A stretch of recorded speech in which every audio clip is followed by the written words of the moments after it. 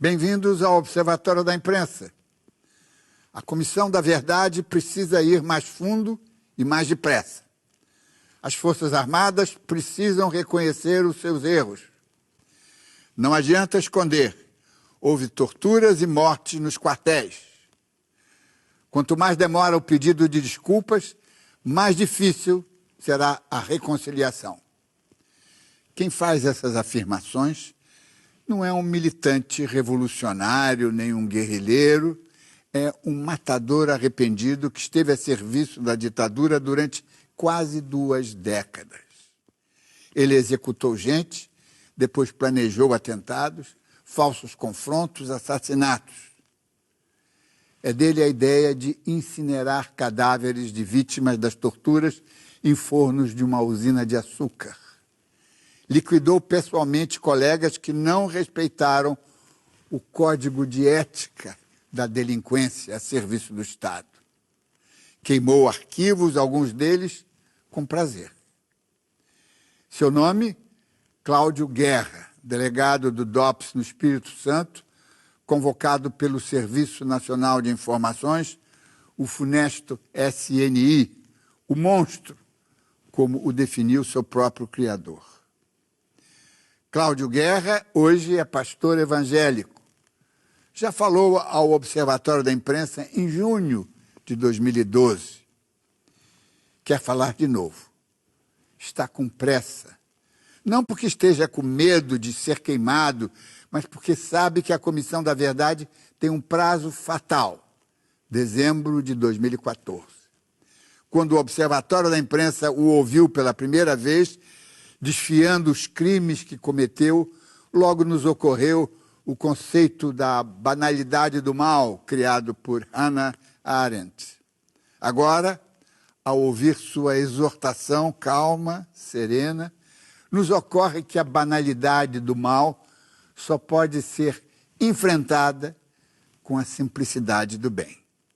Você vai fazer vários atentados à bomba, é uma bomba, mas vai passar por isso mesmo. Se recebemos ordem de queima de arquivo, foi queimado muito arquivo.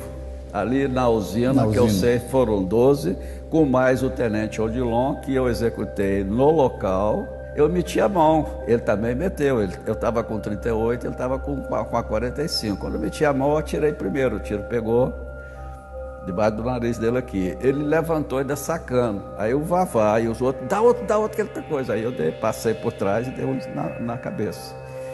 Foi o único cadáver que eu não estava presente quando foi julgado no forno. Eu errei. Forças Armadas também errou. Chega lá, erramos lá no passado. Eu não tenho como restituir as vidas que foram tiradas, mas posso cooperar para o esclarecimento da verdade e reconhecer que foi um erro. Eu estou fazendo minha parte. Se as outras pessoas não fizeram dela, é problema de cada um, né?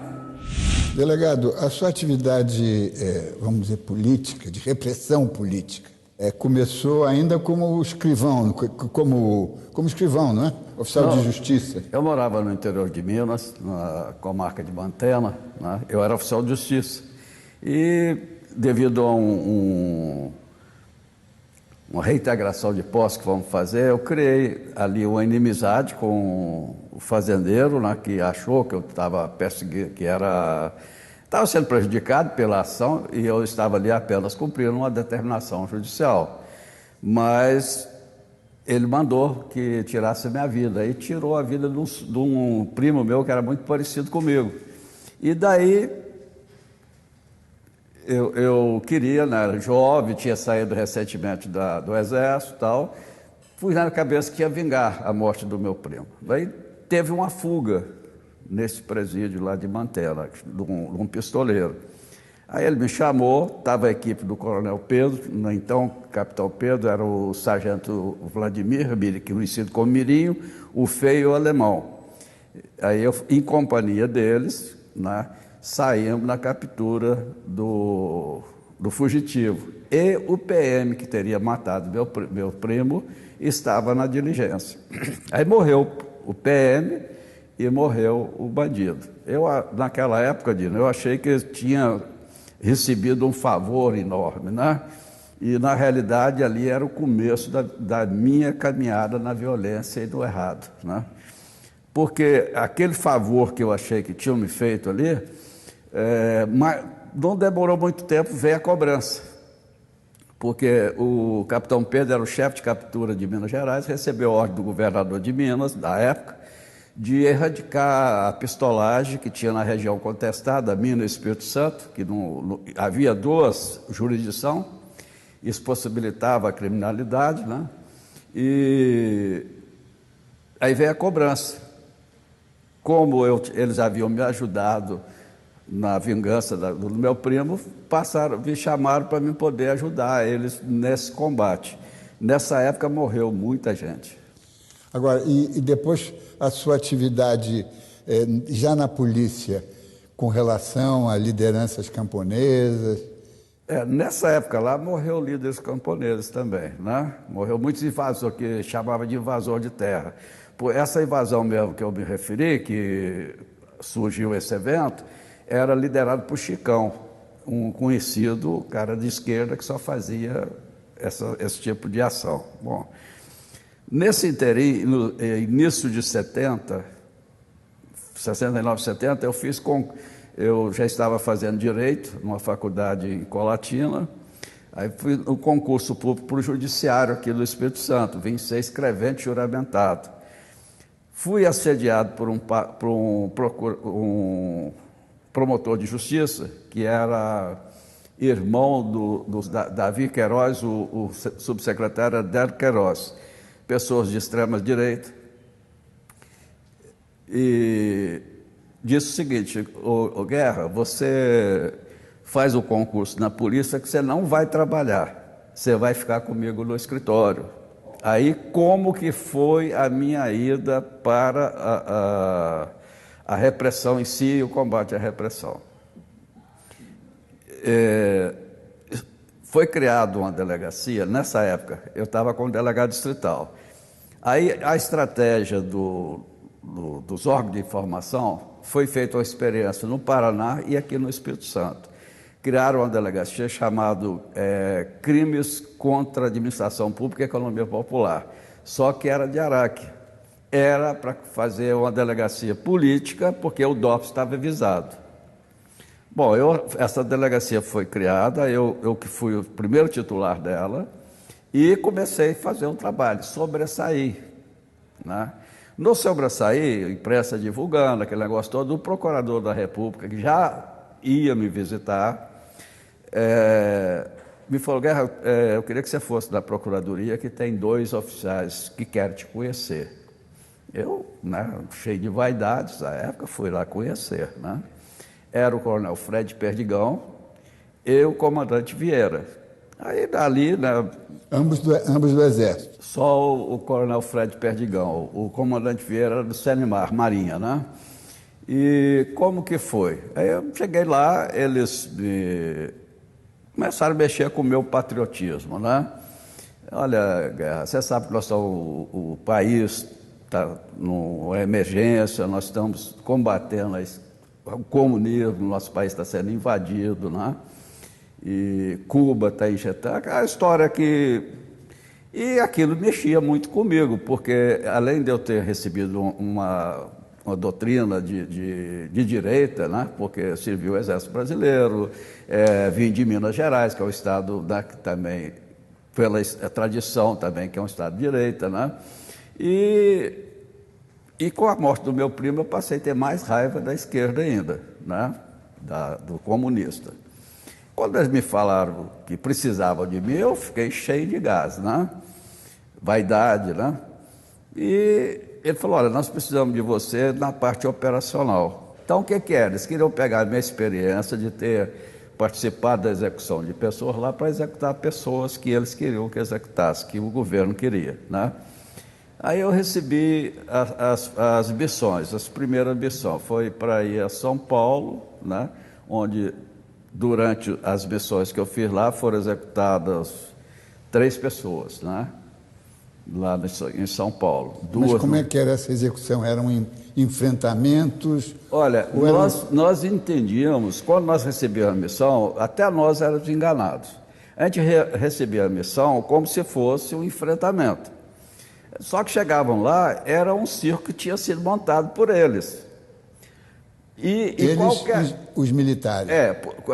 Os doicode. Lá em São Paulo já era montado lá pelo Fleury e pelo o coronel, que hoje diz que nunca foi torturado ninguém lá, e todo mundo sabe que foi torturado e que morreram gente lá, né? Eles montavam um cenário que você chegava e também a pessoa que ia nos levar até o local já ia nos colocando receio, né? Olha, chegar lá vocês não podem dar chance, que são de alta periculosidade, são guerrilheiros que vieram de treinamento de Cuba, né? Vocês têm que chegar fazendo. Então era essa ação que acontecia. Foi na Angélica, perto de um ponto de ônibus, né? Eu não sabia o nome, eu dei o nome no livro, porque com as deduções dos escritores e tal, chegamos que eram aquelas pessoas, né? E 2 lá num lago, eu esqueci o nome do lago agora, mas no livro tem relatando. E no Rio, né, teve mais uma execução também, né? E em Recife, até que lá no Recife havia muita contradição, um jornal lá da esquerda dizendo, eu não lembro qual o partido, mas era no partido da esquerda, dizendo que eu estava mentindo, né? Mas aí a comissão me chamou lá, e eu fui até lá, saí de lá elogiado, porque esclarecia um fato que estava obscuro, que era a eliminação de um líder camponês que gozava de muito prestígio lá na região. Foi esclarecido, eles mandaram até um ofício agradecendo, né? Então, essa aí foi a parte de execuções. Nesse período, o coronel Perdigão, que eu conhecia, e a minha família o conhecia como Dr. Flávio, né? Todos os meus filhos conheceram ele, né? Minha esposa, todos conheceram ele. Ele passou a ter uma amizade mais estreita. Então, eu subi de cargo ali dentro, né? Eu passei de executor, eu passei a ser estrategista, né? Eu passei a coordenar já atentados, mas aí eu já não era o executor mais, eu determinava e ia acompanhando, né, alguns atentados com explosivo, igual foi o Estadão de São Paulo, já nos anos 80, o jornal A Tribuna aqui, o Jornal da Cidade, uma lancha, né? E nesse período de execução, não sei se já estou dando um resumo de toda a minha história dentro da coisa, né? No próximo bloco, o ex-delegado do DOPS, Cláudio Guerra, matador implacável, descobre como eliminar os corpos das vítimas sem deixar vestígios.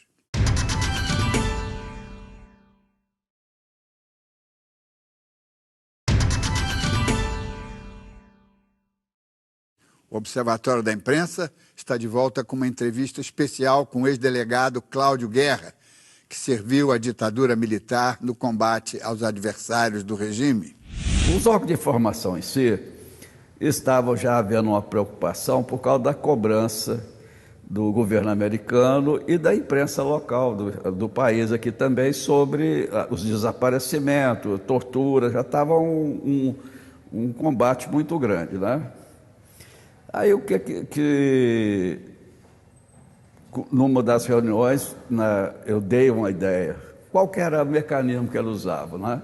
Era igual o próprio Malhães, que é o doutor Pablo, falou, era cortar a pessoa em pedaços, julgar, né, enterrar em cova rasa, e isso aí estava trazendo transtorno. Aí foi dada a ideia, eu sugeri agora da usina, né, para incinerar corpos. O governo local atestava que eu estava aqui, mas eu morava no Rio e ficava no expediente dentro do SNI, no Rio de Janeiro. E o escritório do SNI, que lá no Rio existia a agência SNI, que funcionava no prédio da Petrobras, né? E o escritório do SNI, que o qual ficava com o Perdigão, que era no edifício DNR, Presidente Vargas com Rio Branco. Na esquina ali. Ali o chefe ali era o Perdigão, então ali já recebia, aí já era na fase de estrategista. As ordens já era ali. Já vinham verbais, né? Ele já falava, olha, esse aqui e tal. Nessa época eu tinha 2 codinomes, um era doutor. No Rio até hoje, se eu for em muitos lugares lá, me chama de doutor Reinaldo. E por que essa necessidade de esconder os cadáveres? A produção de cadáveres era muito grande. Por exemplo, Casa da Morte foi onde eu participei da ocultação de cadáver. Casa da Morte e alguns ali da Barão de Mesquita, né? Do ICOD. Eles, por exemplo, da Barão de Mesquita, sabe, eles tiravam dali, as pessoas que ele eliminava, levavam para o Alto da Boa Vista e jogavam no lugar que o Esquadrão da Morte, a polícia, tudo jogava no mesmo lugar. Desovava. Quer dizer, é um lugar que um troço assim, amador, né? Então, queria-se existia uma preocupação, já que estava havendo abertura, de ser feita uma coisa que não ficasse vestígio. Hoje, por que está se sabendo a verdade? Porque eu hoje sirvo a um Deus, né? E passei a ter uma mentalidade, renasci de novo, né? Aquela mentalidade tacanha que eu levaria para o túmulo, que eu sei, eu deixei de lado. E eu não tenho isso na minha vida hoje como eu tivesse traído ninguém. Porque eu não cheguei e falei, fulano fez isso, fulano fez aquilo. Eu fiz. Se envolve pessoas que fizeram comigo, é o envolvimento que eles tiveram, né? Mas é o dever meu. Hoje eu tenho isso como dever, de esclarecer a verdade, em respeito às famílias, né? Que querem saber o que aconteceu com suas mortes e com a história nossa, que foi uma página, hoje eu vejo como uma página negra que vivemos e que seja passada limpo para não ver acontecer novamente. Agora, por exemplo, no caso de ocultação de cadáveres, vocês sabiam quem eram essas pessoas? Eu não sabia, não estou me exibindo de culpa não, tá? Eu não sabia. Alguns eu fiquei sabendo. Por exemplo, o Coronel Cerveira. Eu fiquei sabendo porque no dia o Coronel Fred Perdigão falou, isso aí é um melancia, usou palavrão, né, que é verde por fora, que era do Exército, e vermelho por dentro, e levou. Esse eu sabia, né? E um casal também que chamou a atenção, que foi um casal que eu levei de vez, que é a Ana Kuciski e o marido, né? Porque aconteceu também no caminho, o meu carro pegou fogo, né? E aquilo também marcou. São 3 pessoas que eu tinha certeza, né? Os demais, saber nome, eu só vim saber quando foi escrever o livro, porque aí pelas datas e coisa, e os aspectos físicos que eu lembrava da pessoa, e chegou à conclusão que são aquelas pessoas, né? Mas eu não sabia nome, porque eu não tinha nenhum contato. Na Casa da Morte, eu chegava de carro, estacionava, como é que era feito o contato? O Coronel Perdigão falava, dia tal, você vai lá, que amanhã chegava, porque tinha contato todo dia, né?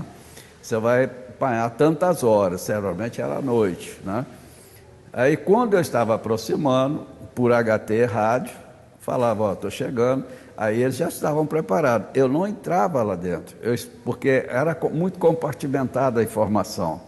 É tanto que o Pablo Malhães, ele, numa entrevista que ele deu para o jornal Globo ano passado, ele diz o seguinte, que lá tinha duas equipes, a equipe dele e a equipe do Coronel Perdigão, do qual fazia parte um delegado capixaba.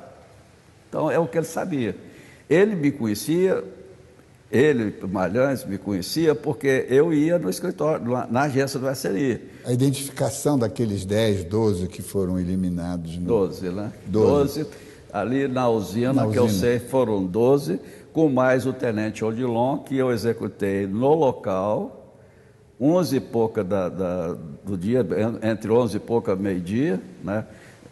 Até eu mostrei para a Procuradoria agora recente, nós vamos fazer uma reconstituição lá do local, como que foi a aceleração, Eu falei, olha, porque muita gente que quer assim, as pessoas que querem se defender, que não foi, que não era possível, né? Eu tive lá agora mostrando e provando, né, o que aconteceu. Sabe, o tenente Odilon, nós recebemos ordem de queima de arquivo, foi queimado muito arquivo, quando estava para fechar as portas, né? Eu recebi ordem de executá-lo. E em Campos... Esse tenente era do Exército? Era tenente do Exército. Ele foi mandado aqui para o Espírito Santo para ficar na minha equipe, ele era perito explosivo, e várias dessas ações que eu me referi, ele que era o perito no explosivo junto comigo, né? Então, no fechar das portas, nessa execução dele, eu executei ele com 2 tiros de 38, meio-dia, você vai ver a casa onde eu executei, que era a casa do filho do dono da usina, chamado João Lisandro, casa de parada de meia, casa aqui, 2 tiros de 38, tira a poltrona que ele estava sentado, né, ficou cheia de sangue, queimamos ela ali no quintal. Eu tinha que viajar, porque eu tinha que ir para o Rio, deixei o corpo ali com o João e com o Vavá, que está vivo. O João morreu de morte natural, mas o Vavá está vivo. Até hoje... E ele depois na Comissão da Verdade?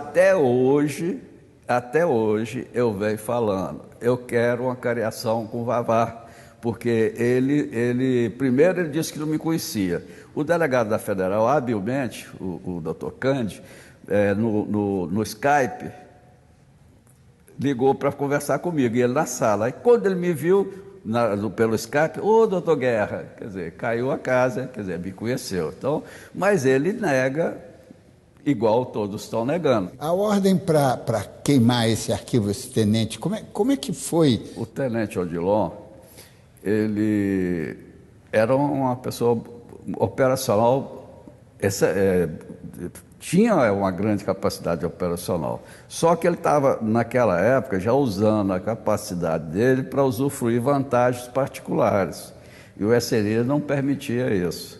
Outras pessoas que foram também queima de arquivo, viram que eram pessoas perigosas que iam causar problema para o sistema depois. Quer dizer, então, eles lhe convenceram de que era justa essa execução. E no caso meu particular também, né? Eu não posso esconder as verdades, né? Eu perdi duas pessoas ligadas a mim, né? Uma era minha companheira, né? Não era casado com ela, mas era minha companheira, e a irmã dela que foram executadas.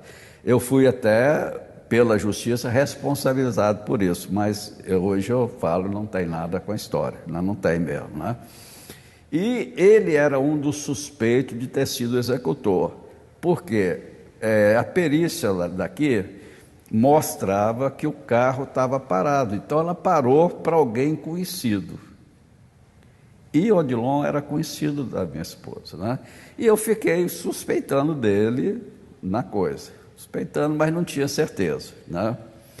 Nesse dia lá em Campos, ele não ia ser executado naquela hora ali, porque era uma hora temerária, era meio-dia, o povo passando todo mundo para lá e para cá. O Vavá, que está vivo, e o cabo Polvorelli, que se fazia presente também, né? E mais o João, que é falecido, né? Estavam lá. O Vavá estava cozinhando um frango a molho pardo, porque eu gostava e também o Odilon gostava. Eu fui na cozinha ver se estava pronto. Quando eu voltei, quando eu passei por ele, ele falou assim: Cláudio, você está esquisito comigo, cara? O que está vendo? É por causa daquela... Quando ele falou vai, ele ia falar vagabunda, né? Eu meti a mão, ele também meteu. Eu estava com 38, ele estava com a 45. Quando eu meti a mão, eu atirei primeiro. O tiro pegou debaixo do nariz dele aqui. Ele levantou ainda sacando. Aí o Vavá e os outros, dá outro, aquela coisa. Aí eu passei por trás e dei um na cabeça. Né? Foi ali, quer dizer, hoje eu confesso que a única, assim, eu recebi a ordem, era uma ordem, mas era uma ordem que eu estava executando na época com prazer. Com prazer. Né? Porque na minha cabeça, eu estaria vingando também a minha companheira. Certo? E aí o cadáver dele também foi incinerado. É o que eu falei, que eu expliquei para o procurador lá. Foi o único cadáver que eu não estava presente quando foi julgado no forno. O que me preocupa, eu preocupa não, eu estou fazendo minha parte. Se as outras pessoas não fizerem a dela, é problema de cada um, né? Olha, baseado no que eu vim falando, foi esclarecido o caso Rio Centro, que várias vezes se investigou e deturpava, não chegava. Chegou, eu estou responsabilizado, eu e mais alguns coronéis do Exército, né? O coronel Leto Cruz, o capitão à época que estava junto com o Rosário, né? Então, nós estamos todos processados. Então, produziu efeito. No caso da Zuzu Anjo, que no livro eu narro que o coronel Perdigão tinha uma grande preocupação porque ele foi fotografado na época lá. No acidente. No lugar do acidente, entre aspas, né? Bom, eu falei isso no livro e vim falando. Tem uma fotografia que se me mostrar eu reconheço. Aí quando eu recebi as fotos, né, que foi entregue por várias pessoas diferentes, né, várias fotos, né, eu apontei que era aquele ali. Aí quando eu mostrei lá na Comissão Nacional, aí foi divulgado nacionalmente, aí surgiu coisa.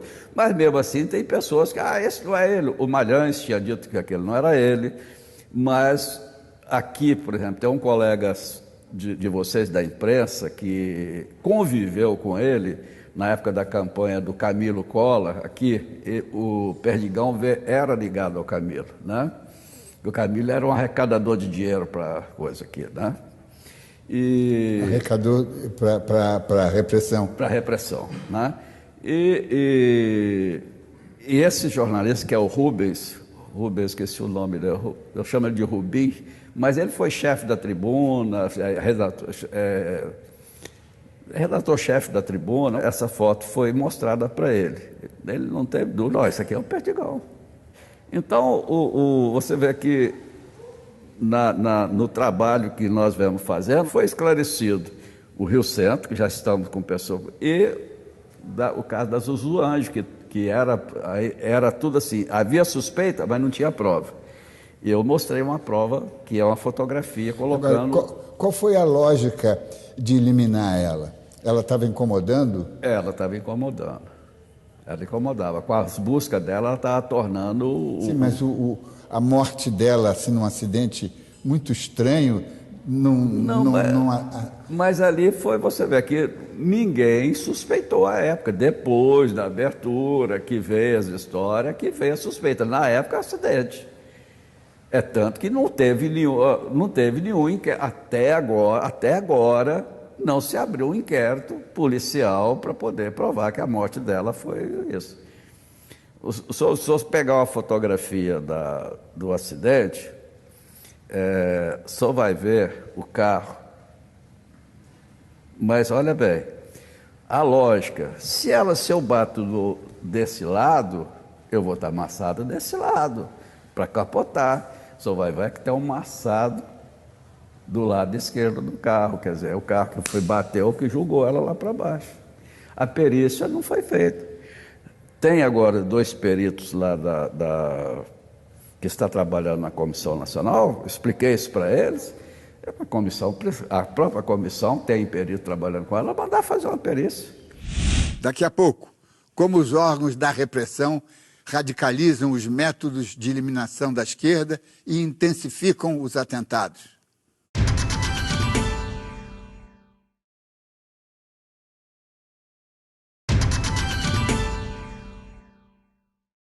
Estamos de volta com o Observatório da Imprensa, que hoje entrevista um dos principais operadores da repressão durante a ditadura militar. A morte do Malhães, do coronel Malhães, foi queima de arquivo. Na minha concepção, sim. Não só dele, mas do coronel, que eu esqueci o nome, que era o chefe do DOI-CODE na época do Rio Centro, que morreu lá no Rio Grande do Sul. No Rio Grande do Sul. Mesmo modo operandi. Olha, é muito simples. Lá foram mortos por PMs que iam roubar armas dele. Malhães, mortos por bandidos, né, é comum para roubar as armas dele. Mesma história.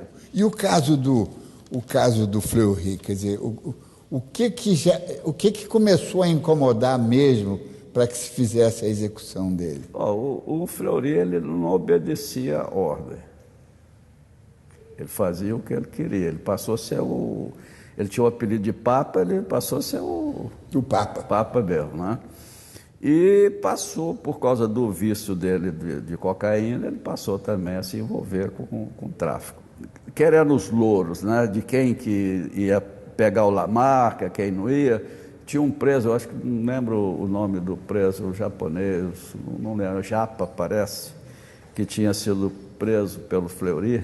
O exército mandou buscá-lo. Ele não queria entregar, acabou quebrando o braço do cara, porque o cara já sofreu tortura, não ia abrir mais, né? Aí ele rompeu com o exército, passou a ter uma ligação só com o Cenemar. E passou, como ele estava ligado com droga. E quando que ele foi preso, ele disse, se ele caísse, ele ia levar todo mundo com ele. Eles passaram a ver que ele não era confiável. Foi criada a Lei Fleury para tirá-lo, para poder ele não falar, né? E aí foi quando surgiu necessidade de eliminá-lo. Né? E quando é que começou a tarefa de queimar os arquivos mesmo, os papéis e ordens? Foi quando o Geisel assumiu? Foi a partir de 76. Ah, já? Então muito tarde. 76, começaram em 75, 76. Diz que era para poder ter espaço para as outras coisas. Até esse documento ali lá do arquivo, que é o material do DOPS aqui, foi para esse arquivo, né? Aí sei lá no arquivo. E foi destruído? A maioria foi. O que acontecia era o seguinte, né? Como tinha acabado a guerrilha do Araguaia, não tinha inimigo mais, né? Então fabricava, igual o Malhães e o Coronel Brantes, que está vivo, né? Acabaram com o comunismo, com o partido, acho que é o Partido Comunista da Bahia, depois fizeram uma lei no país inteiro. Então foi inventado. Né? Que o partido não pegava em arma, era contra a violência, mas era fabricado. Quer dizer, eles precisavam justificar para continuar existindo. E você vê, em 1980, quando nós fizemos uma reunião lá do Hotel Glória, que tinha representante de todos os estados brasileiros, mais de toda a América do Sul e 2 ou 3 oficiais da América do Norte, ali foi bolado um plano que o pessoal está entendendo que eu tinha falado que é a Operação Condor. Ali era uma ramificação, né? Porque foi dada a ideia ali de se praticar atentados, né? E jogar para cima da esquerda, para causar uma revolta da opinião pública para continuar o regime militar. Entendeu? Isso foi em 80? Em junho de 1980. Hotel Glória, eu tenho um jornal da época, daqui, porque lá havia, assim, a fachada era uma reunião sobre segurança pública, né? É tanto que um repórter daqui, chamado Pedro Maia, que faleceu recentemente, ele foi com a esposa, né? Eu também fui com a minha esposa, quer dizer, tinha uma cobertura, uma fachada. Só que nos bastidores que tratou foi disso. E quem presidiu essa reunião é o delegado Celso Teles, lá de São Paulo, que foi o que escreveu a ordem para não fazer a autópsia do Fleury. Quer dizer, um homem suspeito. E o Rio Centro se enquadrava dentro dessa estratégia de provocar grandes... Só que as coisas que saíram errado, né? O Rio Centro foi um desastre, né? Operacional, né? Operacional. A carta da OAB também, que causou uma comoção, não era para ser daquele jeito, né? Inclusive, a explosão que matou a secretária Lídia, parece, né? E você vai ver que são coisas aí que tem como chegar. Porque a pessoa que levou a carta para ela, que era o parceiro do Rosário, está vivo. E ele falou para a Comissão da Verdade? Não. E como é que o senhor sabe que ele não falou? Porque eu acompanho os depoimentos lá da coisa, mas não foi depor. Não foi depor. E ela não pode, se a Comissão da Verdade não, ela não pode ser acionada, inclusive na sua condição de testemunha. Pois é, tem esse aí, tem outras pessoas que precisam de haver diligências, né? Inclusive eu propus por escrito que eu me proponho a acompanhá-los, se quiserem, né? Até essas pessoas, né? Tem um outro também, que esse é da Casa da Morte, né? É possível se chegar até ele, né? Mas precisa de meios. E ele o quê? Ele é do Exército? Não, esse é... Ele foi paraquedista do Exército, era PQD, entendeu? Mas, né, são fatos que precisa de interesse para poder buscar, né? Agora, por exemplo, aqui no Espírito Santo, recentemente, houve uma grande comoção, justificada, aliás, quando a Miriam Leitão, a jornalista, revelou que com 19 anos ela foi presa e torturada numa dependência militar aqui em Vila Velha, não é? Quer dizer, toda essa negativa das Forças Armadas a dizer que nas instalações militares não se fez nada ilegal, cai por terra. Não cai, não tem. Outro dia eu falei na comissão, eu repito aqui agora, o que as Forças Armadas precisavam fazer, no geral, fazer o que eu estou fazendo. Eu errei, as Forças Armadas também errou, chega lá, erramos lá no passado. Hoje, as Forças Armadas é outras Forças Armadas. Os componentes são outros. Agora, tem que, naquele passado ali, houve um erro, houve excesso. E aconteceu lá dentro, aconteceu. Tem pessoas que sobreviveram e acusando, e que foram lá, né? E tem, no caso, hoje eu confesso que peguei pessoas ali para levar para incinerar. Quer dizer, então, por que continuar negando? São fatos evidentes, comprovados, não tem por que negar. O caso do Rubens Braga, do Paiva, né? Pô, não tem. O próprio Malhães, embora ele conta um negócio aqui, depois chegou na comissão, contou outro, mas, de qualquer maneira, está evidente a participação do Exército Brasileiro, né? Então, é isso que as Forças Armadas erramos. Não erramos como um todo, os membros errou, mas como pessoas, componentes das Forças Armadas, nós estamos aqui para pedir perdão à nação. Acho que esqueceu fazer. É a lógica. Eu creio que aí acabaria até o antagonismo que tem. Quer dizer, a Comissão da Verdade poderia ter feito mais, com os indícios e as evidências. A maioria das pessoas que participaram comigo, que eu conto o caso, envolve-os, elas negam por quê? O medo de ir para a cadeia. Hoje eu não temo, porque hoje eu não temo ir, não é porque eu desisti de viver, não, pelo contrário, eu quero viver enquanto Deus permitir. É porque eu acho que o que fizemos deve pagar. Que seja de uma maneira moral, né, que eu creio que também que não há interesse para colocar dessa turma, o mais novo sou eu, os outros têm 80 e tantos anos, quer dizer, vai ter um presídio, um asilo, não é nem um presídio, né? Então, é a realidade. As famílias recebem essas informações com um certo sangue frio, né? E a partir daí, eu não vejo da parte delas mágoas comigo, né? Porque você vê lá em Recife, os familiares ficaram agradecidos, porque souberam o que aconteceu. A mãe do Santa Cruz, ela mantinha a chave que ele levou quando saiu de casa até a data que eu estive lá. Quer dizer, acabou essa agonia para ela. O irmão da Ana Rosa, ele tinha escreveu um livro sobre o fato, ele pediu que eu pusesse com a minha letra a data que ela foi incinerada, né? Então, e não tem nenhuma... Uma do Rio Grande do Sul, uma parede de vídeo do Rio Grande do Sul, mantinha contato comigo via e-mail, querendo mais ajuda em outras pessoas que sumiu. Quer dizer, então há um diálogo. O que falta das Forças Armadas é esse diálogo. Olha, erramos, mas queremos, né, não tem como reparar, né? Igual eu, não tem como restituir as vidas que foram tiradas, mas posso cooperar para o esclarecimento da verdade e reconhecer que foi um erro.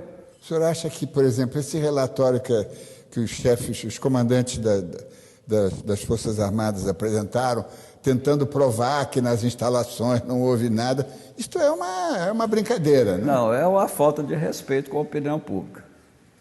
Eu falo isso, eu falo sem medo, porque a verdade você não pode ter medo de falar a verdade. Eu já tive muito medo da verdade, porque eu escondia fatos. Hoje não, hoje eu encaro de frente, porque eu tenho um compromisso com Deus que eu sirvo, né? E o senhor acha que essas autoridades, ou o sistema todo policial militar, tem medo de que a lei da anistia seja revogada ou seja contornada e eles paguem pelo que fizerem? Eu creio que o grande receio é esse. Tem o projeto, acho que é da autoria da Arundina, né? E a respeito disso, eu acho que o grande medo é esse aí. Só que eu acho que a verdade é muito melhor ter a verdade, que mesmo que mude a lei, eu creio que pelo sistema do nosso direito aqui, não vai acontecer isso. Não é porque eu quero ficar fora, não, mas pela mentalidade nossa, do brasileiro, nossa concepção de lei. Então, eu acho que esse temor deles é mais, eu acho que o temor moral de reconhecer que as Forças Armadas erraram. Errou, confessa. Errou e reconheceu, e com isso pode se engrandecer. Vai se engrandecer, eu acho que vão ser muito mais respeitados. E isso aí ficou um mau exemplo, não só meu, mas de todas as Forças Armadas, porque continua a tortura em tudo quanto é lugar, continua a polícia matando mais do que nunca. E desaparecendo. E desaparecendo mais do que nunca, porque ficou um exemplo que não houve punição, não houve apuração, sequer apuração, né? Delegado, agora, por exemplo, no seu caso, houve uma prisão, uma prisão, mas pelos crimes que lhe foram imputados comuns, né, na área. É interessante, eu fui julgado por um crime comum, só que esse crime era do SNI. Foi uma ordem que eu recebi dentro da Procuradoria da República, o Procurador-Geral da Abreu, que está vivo, a comissão... ninguém procurou ele até hoje. A única coisa que ele fez foi mudar da Praia do Canto para um balneário aqui, mais nada, está vivo, ninguém procurou. E esse crime foi exatamente o quê? Resumidamente, O Jonas, que era envolvido, uma das coisas era roubo de carro, apreendia um carro roubado, ele ia no coronel, o coronel, por sua vez, ia na delegacia, liberava o carro. Os delegados começaram a ficar bravos, porque estava atrapalhando o serviço deles, né? E iam denunciar isso. Isso vazou, que ia sair essa denúncia. Até aí tudo bem, mas aí ele virou e falou assim: o Perdigão, vai ser uma bomba. Eu falei, mas por que bomba? Não, porque você vai fazer vários atentados. A bomba é uma bomba, mas vai passar por isso mesmo. Só que o tiro saiu pela culatra. Por que aconteceu o tiro saiu pela culatra? Por causa, mesmo eu errado, eu tinha limites. Eu não passava alguns limites, né? Por exemplo, pessoa inocente, eu achava que não podia acontecer, que tinha que ser preservado. Mandei colocar a bomba no carro dele. Bom, almoçando ali no Dallas, chega o Jonas no carro que estava a bomba, com duas jovens, chamadas Denise e Deia Gava. Quando eu vi aquelas duas jovens, eu virei e perguntei para o Adilon: Adilon, onde você colocou a bomba? No tanque de gasolina. Falei, vai morrer as duas. Falei com ele, eu vou pedir o carro dele emprestado, você vai mudar, você vai colocar a bomba de tal maneira que só atinja o motorista. Foi feito dessa maneira. As duas meninas não sofreram escoriações leves. Só que, quando elas chegaram no hospital, a primeira coisa que elas lembravam, nós almoçamos com o delegado Cláudio Guerra. Aí a manchete no dia seguinte, meu amigo Rogério Medeiros começou, delegado Cláudio Guerra, e realmente era eu. Não que eu coloquei, mas foi descoberto por causa daquele limite que eu tinha, que inocentes não podia morrer. E qual foi o momento da verdade, o estalo? A verdade. Quando eu estava lá iniciei lá no presídio, eu não concordava, eu achava que era uma injustiça, que eu era um policial, não podia estar misturado com bandido comum. Aí comecei a arrumar artimanha para sair. Bom, chega uma senhora com mais outras pessoas para pregar lá onde eu estava. Aí ela chegou, pediu autorização para entrar lá para cantar. Eu falei, pode entrar, né? Aí entrou, começou a falar, e ela falando, olhando para mim. Aí eu comecei a olhar para ela, porque ela está viva, a gente conta de vez em quando nos cultos, né? Idêntica à minha falecida mãe. Fisicamente era como se eu tivesse visto a minha mãe falando. Aquele dia ali, a farsa começou a cair. Desabou, né? E eu fui mudando. Não foi assim de vez, mas fui mudando. A seu ver, nas duas condições, de pessoa religiosa e de um funcionário público, a comissão, e de cidadão também, a Comissão da Verdade podia ter ido mais fundo e mais longe e mais rápido. Eu creio que sim. Hoje, eu acho que esse presidente da comissão que está lá, que é o Pedro Delari, é o mais imbuído da busca da verdade, focando uma coisa só. Porque nas outras administrações para trás, né, fez assim. Difuso. Aí não estava chegando a lugar nenhum. Não, ele está focando em umas coisas certas aqui, né? Então está conseguindo alguma coisa. Agora precisa mais. Precisa mais. Mais e mais depressa. E depressa, porque tem até dezembro, né? Quer dizer, aquele documento das Forças Armadas dizendo que nada ocorreu nas instalações militares foi um erro infantil. É uma afronta à inteligência de todo mundo, que as provas que aconteceram... A Miriam Leitão? Está tudo aí. Tem a Miriam Leitão, tem muitos outros que foram torturados lá na Barão de Mesquita. Tem muitos que sobreviveram, foram torturados, dão nome de pessoas que ministrou aulas de tortura lá dentro. Tá aí. Né? Muito bem. Queria agradecer essa sua contribuição à verdade, à busca da verdade. A verdade não existe, mas a busca da verdade. A busca da verdade. E mais uma vez, espero não precisar incomodá-lo de novo, mas se for o caso, volto aqui outra vez. Tudo bem. Muito obrigado. E eu queria terminar também, pedir para registrar que o que eu faço, o que eu tenho tentando fazer, não é para vaidade própria, não é procurando holofote, é apenas cumprindo o meu dever de cristão hoje e de respeitador da lei de Deus e dos homens, em respeito à família, né? Então é isso. E também falar para você que foi a única duas entrevistas que eu dei da imprensa nacional. As outras duas que eu dei foi para o exterior. E dizer a você que aquele trabalho que foi feito aqui repercutiu, porque foi a partir daí que as comissões começaram a investigar e desenrolou alguns fatos. O pastor Cláudio Guerra não fez sermões durante o depoimento ao Observatório da Imprensa. Ele quer apenas buscar a verdade. Não tem medo da verdade, pronto a encarar a justiça.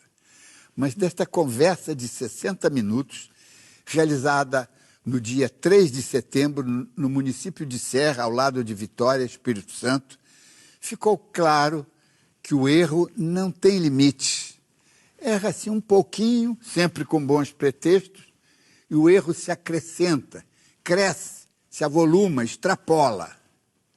O aparelho da repressão acreditava que poderia delinquir em defesa da segurança do Estado, logo descobriu que a delinquência não tem limites.